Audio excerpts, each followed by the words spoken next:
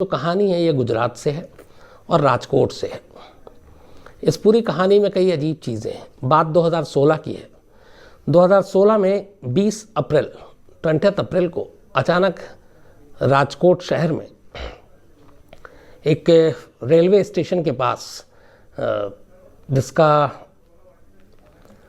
शहर के आसपास से थोड़ी सी दूरी के ऊपर था वो, और वहाँ पे एक शख्स की लाश मिलती है सुबह सुबह। पुलिस पहुंचती है मौके पे, देखती है कि एक शख्स फुटपाथ किनारे बुरी तरह लहूलुहान पड़ा हुआ है और उसके सर को बहुत बेदर्दी से कुचला गया है। पास में एक पत्थर रखा हुआ है, उस पत्थर पे भी खून है और उसको देख के अंदाज़ा हो गया था कि इस पत्थर से उसका सर कुचला गया। मरने वाले के कपड़े भी अस्त व्यस्त थे और उसकी सारी चीज़ें गायब थीं। लेकिन पुलिस के पहुंचने से पहले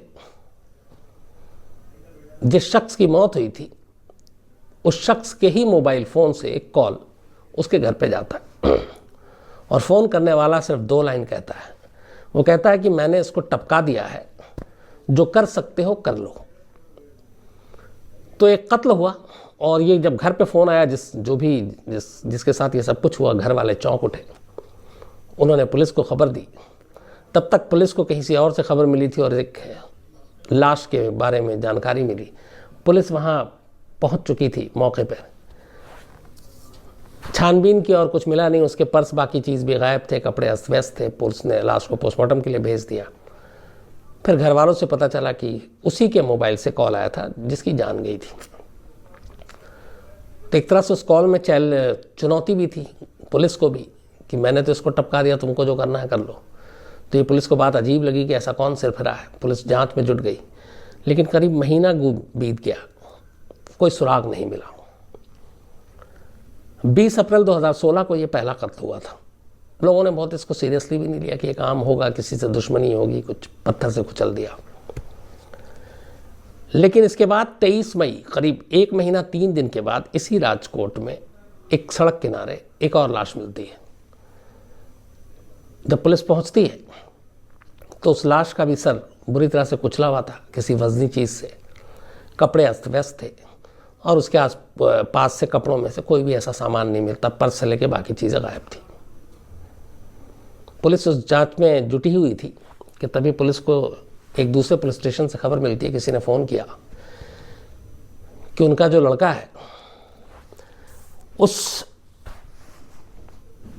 के मोबाइल से एक फ़ोन आया था सुबह सुबह, और फ़ोन करने वाले ने बड़ी अजीब बात कही थी। उसने सिर्फ 2 लाइन कही कि मैंने इसको टपका दिया है, जो कर सकते हो कर लो। अब जैसे ही पुलिस को ये लाइन पता चली तो अचानक 1 महीना पुराना किस्सा याद आ गया। अब पुलिस को लगा कि ये क्या दोनों कत्ल में सिमिलरिटी है, क्या क्या है। जो पहला कत्ल किया था 20 अप्रैल को, उस शख्स का नाम था सागर मेवाड़, और उसी सागर मेवाड़ के मोबाइल से उसके घर वालों को कॉल किया गया था। 23 मई को जो दूसरा कत्ल किया गया था, उस शख्स का नाम था प्रवीण, और प्रवीण को भी सेम उसी तरह मारा गया और उसी के मोबाइल से उसके घर वालों को फ़ोन किया गया। अब इस 23 मई के कत्ल के बाद और फ़ोन की इन दोनों बातों को सुनकर पुलिस के भी कान खड़े हुए। उन्हें लगा कि इस कत्ल में कोई ना कोई आपस में सिमिलरिटी है, लेकिन कत्ल दोनों अलग अलग दिशाओं में हुआ था। पुलिस जांच करती रही, लेकिन इससे पहले कि नतीजे पे पहुंचती, इस दूसरे कत्ल के बाद 3 दिन के बाद 26 मई को इसी राजकोट में एक तीसरी लाश मिलती है। ये भी सड़क किनारे एक शख्स जिसके कपड़े अस्त व्यस्त हैं, सर किसी वजनी पत्थर से कुचला हुआ है, और लाश के पास ही एक बड़ा सा पत्थर भी मिलता है जिस पे खून लगा हुआ है। अब पुलिस जब इसकी जांच कर रही होती है, इसी दौरान फिर एक पुलिस स्टेशन से पता चलता है कि एक घर वालों ने रिपोर्ट लिखाई है कि एक जो उनका बेटा है, उसके ही मोबाइल से किसी ने फ़ोन किया और उसने कहा कि मैंने इसको टपका दिया है, तुमको जो करना है कर लो। अब ये सुनते ही राजकोट पुलिस की हाथ पैर फूल जाते हैं, इसलिए कि 3 कत्ल तीनों एक ही तरीके से, और तीनों कत्ल के बाद कोई सीधे फ़ोन करके चुनौती दे रहा है कि मैं तो कत्ल करता जा रहा हूँ, तुम जो करना है कर लो। अब इस 3 कत्ल के बाद पुलिस ने पहली बार ये लगा कि कत्ल किसी एक ही शख्स का काम है, लेकिन क्या इसमें सिमिलरिटी क्या है, क्या इन तीनों के बीच में कोई रिश्ता है? अब पुलिस उन तीनों के प्रोफाइल खंगालना शुरू करती है, उन तीनों के रिश्तेदारों को खंगालना शुरू करती है, उन तीनों के बारे में छोटी बड़ी हर जानकारी इकट्ठा करती है, लेकिन नाकामी हाथ लगती है। वो इसलिए कि इन तीनों का एक दूसरे से कोई भी कनेक्शन साबित नहीं होता है। मतलब तीनों मरने वाले एक दूसरे को जानते ही नहीं थे, ना उनके फैमिली में कोई उनको जानता था, ना दूर का दोस्त था, ना इनका कोई कॉमन फ्रेंड था जिसके ज़रिए एक लिंक बनता। तीनों अनजान थे और तीनों के शहर के अलग अलग इलाकों में लाशें मिली थी। तो जब ये लिंक इस्टेब्लिश नहीं हुआ तो फिर पुलिस को लगा कि कोई सिरफिरा हो सकता है। अब ये पुलिस इस पूरी मामले की छानबीन कर ही रही थी कि लगभग 5-6 दिन के बाद 2 जून 2016 को वल्लभ भाई नाम के एक और शख्स की लाश मिलती है राजकोट में ही, और सेम उसी हालत में। वल्लभ भाई के घर भी सुबह सुबह फ़ोन आता है और फ़ोन करने वाला वही डायलॉग रिपीट करता है कि मैंने इसको टपका दिया है, तुम्हें जो करना है कर लो। अब इस 4 खून के बाद मीडिया में भी खबरें आई और अचानक राजकोट में अब दहशत फैल गई। लोगों को लगा कि ये क्या हो रहा है, और सारे जो लाशें थी सुबह सुबह मिली। तो ये था कि रात को सड़क पे अकेले जाना भी अब रिस्की है, तो लोग खौफ के मारे रात को उन्होंने निकलना अकेले बंद कर दिया। दहशत इतनी थी, और जिस तरीके से पूरा मोडस ऑपरेंडाई था कत्ल का तरीका कि पहले कत्ल करना, फिर चुनौती देना फ़ोन करके, और उसी के मोबाइल से, ये बड़ी अजीब चीज़ थी। अब पुलिस ने बाकी जब इन सारे 4 जो मोबाइल कत्ल के बाद जिनसे कॉल किया गया उसके सर्विलांस और सारी चीज़ों पे लगाया, तो पता चला कि वो मोबाइल तो कातिल अपने साथ ले जाता था, फ़ोन भी करता था एक, लेकिन उसके बाद उन चारों में से चारों मोबाइल दोबारा कभी ऑन नहीं हुआ। एक कॉल के बाद वो फ़ोन बंद हो जाता था और फिर वो फ़ोन चालू नहीं होता था। तो इसका मतलब है कि कातिल को पता था कि अगर वो फ़ोन ऑन करेगा तो शायद उसका लोकेशन पता चल जाए, पकड़ा जाए इलेक्ट्रॉनिक सर्विलांस के ज़रिए। तो उसने कभी फ़ोन दोबारा एक कॉल के अलावा उस फ़ोन से कभी उसने कोई कॉल नहीं किया।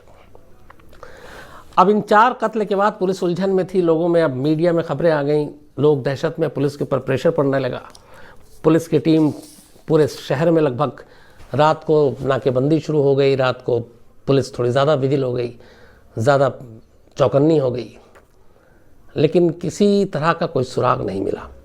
थक हार कर पुलिस ने 2 लाख रुपए का इनाम भी रख दिया इस अनजान कातिल के ऊपर, जो रात के अंधेरे में आता था, मारकर चला जाता था। फिर पुलिस ने उन सारे लोकेशन को आइडेंटिफाई किया जहाँ से पहली लाश, फिर दूसरी, फिर तीसरी, फिर चौथी, तो उनसे भी कोई ख़ास क्लू नहीं मिला। हाँ, ये था कि इन सारी जगहों पे लगभग एक सन्नाटा था और अंधेरा था, बस इतनी सी कॉमन चीज़ थी। इनाम भी दे दिया, डिक्लेयर कर दिया, और पुलिस जांच में भी लग गई, लेकिन कोई कामयाबी हाथ नहीं मिल रही थी। इसी दौरान में एक पुलिस अफसर को अचानक ख्याल आया कि इसी राजकोट में 7 साल पहले 2009 में, ये चूँकि सारे कत्ल 2016 के मैं आपको बता रहा हूँ, 2009 में इसी राजकोट में इसी तरीके से सर कुचलकर 3 लोगों को मारा गया था अलग अलग वक्त में। और उस वक्त भी जो जांच हुई थी ये था कि कोई स्टोन मैन है, पत्थर से कुचल के सर मार देता है और वो सारा फिर पैसे वैसे लूट के भाग जाता है। तो इस सिलसिले में जब जांच की गई, काफ़ी जांच के बाद पुलिस ने शक के आधार पर 2 लोगों को गिरफ्तार किया और उन 2 लोगों से पूछताछ की। इसके बाद पुलिस का स्टेटमेंट आया 2009 में कि ये जो दोनों हैं ये सिरफिरे थे और ये इसलिए कत्ल कर रहे थे। इन्होंने पूछताछ में बताया कि ये कत्ल का रिकॉर्ड बनाना चाहते हैं देश में और एक रिकॉर्ड तोड़ना चाहते हैं। तो पुलिस ने पूछा किसका रिकॉर्ड तोड़ना चाहते हैं, तब इन्होंने कहा राघव रमन का रिकॉर्ड तोड़ना चाहते हैं। और उन्होंने कहीं पढ़ा उसके बारे में अखबार में उस वक्त कि राघव रमन ने इसी तरह मुंबई में सर कुचल कर करीब 55 लोगों को मारा था और उस वक्त बड़ा उसका खौफ था। तो उन दोनों ने ये पुलिस को कहा, जो कि पुलिस दावा करती है कि वो राघव रमन का रिकॉर्ड तोड़ने के लिए ही राजकोट आए थे और वहीं पे ये सारा एक एक करके उनको 56 लोगों को मारना था ताकि राघव रमन का रिकॉर्ड तोड़ दे। पुलिस ने उन दोनों को गिरफ्तार किया, चार्जशीट की पेश की, अदालत में गए। लेकिन इन दोनों के इस अखबालिया बयान के अलावा पुलिस कत्ल के मामले में बाकी और कोई लिंक नहीं जोड़ पाई। नतीजा ये हुआ कि निचली अदालत से ये दोनों सबूतों के अभाव में बरी हो गए और इस तरह से 2009 का वो केस अनसुलझा ही रह गया। अब पुलिस को अचानक लगा कि 7 साल बाद कहीं जो 9 में शामिल था वो तो नहीं है। इस तरीके से पुलिस ने अपनी छानबीन शुरू की। छानबीन के दौरान पुलिस के पास कोई सबूत, कोई क्लू मिल ही नहीं रहा था। तभी काफ़ी केस स्टडी करने के बाद सिर्फ एक चीज़ के पुलिस बहुत करीब गई और वो ये था कि जो चारों कत्ल हुए, लोकेशन अलग अलग, चारों के मोबाइल ले गए, चारों के मोबाइल से कॉल भी आया, लेकिन उनसे कोई फ़ायदा नहीं है। आखिर में उन चारों मरने वाले के कपड़ों की हालत पे जब पुलिस ने ध्यान दिया तो पुलिस को थोड़ा सा डाउट हुआ। उन सभी के कपड़े कुछ के उतरे हुए थे, कुछ के उतार दिए गए थे। तो पुलिस को ये लगा कि अगर कोई सिरफिरा है, लूटपाट के मकसद से कर रहा है या कोई सनकी है कातिल, तो फिर इनको एक तरह से अधनंगा क्यों करता है, कपड़े क्यों अस्त व्यस्त करता है, तो इसके पीछे कुछ और वजह तो नहीं है। इन चीज़ों ने पुलिस को थोड़ा सा एक लाइन दिया और इसके बाद पुलिस अब राजकोट में जो समलैंगिक ऐसे कुछ लोग हैं जो रहते हैं, जो गे, उनके पीछे पुलिस ने अपनी जांच को आगे बढ़ाई कि शायद उनसे कोई क्लू मिले, क्योंकि मौका वारदात से जो लाशें मिल रही थी और जिस तरीके से मिल रही थी, उसने पुलिस को ये लगा कि इसमें शायद किसी समलैंगिक का हाथ हो सकता है। ऐसे लोगों को एक एक करके स्क्रूटनी किया गया, उनके बारे में छानबीन की गई, जांच की गई। नसीब से इसी दौरान में एक और शख्स पे हमला होता है, उसी तरीके से पत्थर से, लेकिन वो शख्स थोड़ा मजबूत था और वो उस हमले में बच जाता है और जो कातिल था वो भाग जाता है। हल्की सी उसने झलक देखी और इस दौरान में जहाँ पे ये हादसा हुआ, लगभग ये अटेम्प्ट टू मर्डर का मामला था, एक सीसीटीवी कैमरे में वो गुमनाम शख्स थोड़ा सा कैद हो जाता है। तो जो बच गया उस चश्मदीद के हवाले से और जो सीसीटीवी में था उस कैमरे के इमेज के हिसाब से पुलिस ने स्केच तैयार किया। स्केच तैयार करने के बाद अलग अलग जगहों पे पुलिस गई और उसके बाद उसके बारे में अब जानकारी इकट्ठा करना शुरू किया। इस जानकारी का फ़ायदा मिला पुलिस को। एक ऐसे ही शख्स के बारे में कुछ लोगों ने पहचान की कि वो उसे जानते हैं, वो उसको देखा है और ये राजकोट का ही रहने वाला है और ये राजकोट में एक मवड़ी इलाका है, वहाँ का बाशिंदा है।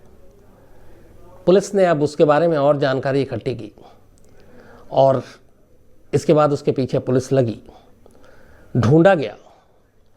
आखिरकार एक खबरी के खबर पे जामनगर से इस सिरफिरे कातिल को पकड़ा गया।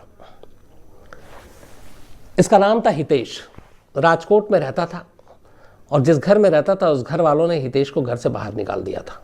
उसकी वजह ये थी उसका समलैंगिक होना, उसका गे होना। और ये बात घर वालों को ये थी कि पड़ोसियों को भी कुछ इस बारे में चर्चा होती थी और लोग हंसते थे, मजाक बनाते थे। तो इन चीज़ों से घर वालों को भी बहुत बुरा लगा और उन्होंने अपने बेटे हितेश को घर से बाहर कर दिया। घर से बाहर जाने के बाद हितेश को इस बात का गुस्सा भी था और इसी गुस्से का बदला लेने के लिए फिर उसने कत्ल करना शुरू कर दिया। कत्ल करने के बाद वो कोशिश करता रिश्ता बनाने की उस मरने वाले के साथ, और यही वजह है कि उनके कपड़े अस्त व्यस्त रहते हमेशा। और इस अस्त व्यस्त कपड़े ने ही पुलिस को क्लू दिया उस तक पहुंचने का और तब जाकर पुलिस हितेश तक पहुंची। हितेश को गिरफ्तार किया गया।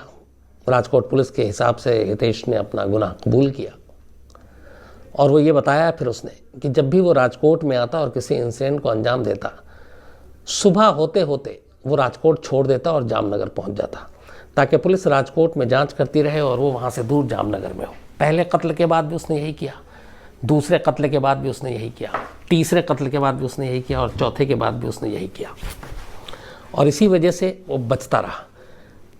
लेकिन अगर पुलिस इस हर मकतूल के कपड़े की बारीकी पे न जाती, उनके कपड़ों को अस्त व्यस्त हालत में न देखती, तो इस एक खुद राजकोट पुलिस ने इस बात को माना बाद में, कोई और क्लू उस वक्त तक नहीं था। और एक नसीब साथ में वो दे गया जब वो अटेम्प्ट टू मर्डर वाली बात हुई और वो बच गया एक शख्स जो एक चौथा पांचवा शिकार हो सकता था और सीसीटीवी फुटेज में उसका इमेज आना। तो इन सारी चीज़ों की वजह से एक सिरफिरा जो सिर्फ इसलिए कातिल बना क्योंकि उसको घर वालों ने निकाल दिया था, क्योंकि वो एक गे था और उसका बदला उसने इस कत्लेआम से लिया। उसकी गिरफ्तारी के बाद राजकोट में ये खबर फैली, उसके बाद लोगों ने राहत की सांस ली। और शुक्र है कि 2016 में जो आखिरी कत्ल हुआ था 2 जून 2016 को, उसके बाद फिर कोई ऐसा इंसिडेंट नहीं हुआ, क्योंकि कई लोगों को ये शक भी था कि शायद 2009 में जिस तरीके से 2 लोगों को पकड़ा और वो कोर्ट से बरी हो गए, तो इस मामले में भी ऐसा ना हो। लेकिन 4 साल हो गए करीब, फिर राजकोट की सड़कों पे इस तरह किसी के सर को कुचलकर पत्थर से नहीं मारा गया। तो ये मान लिया गया कि हितैषी जो है वो इन सारे खून का असली गुनहगार था, असली जिम्मेदार था। फ़ोन करने की बात जब उससे पूछी गई, पुलिस से पूछा, तो उसने यही बताया कि चूँकि मैं गुस्से में था और मैं कत्ल करने के बाद इसको छुपाना भी नहीं चाहता था और मैं चैलेंज देना चाहता था, इसीलिए मैं उसी के फ़ोन से उसी के घर वाले को फ़ोन करता था और ये कहता था कि मैंने उसको टपका दिया और तुमको जो करना है कर लो। तो एक तरह से ये चुनौती थी पुलिस के लिए भी, और मुझे उसे भरोसा था कि वो पकड़ा नहीं जाएगा। लेकिन ये हर मुजरिम सोचता है कि उसका फुल प्रूफ प्लानिंग है, फुल प्रूफ मर्डर है, लेकिन कोई ना कोई छोटी छोटी चीज़ें ऐसी होती हैं जो आखिरकार मुजरिम तक पहुंचा देती है पुलिस को। तो ये थी कहानी राजकोट के सीरियल किलर की।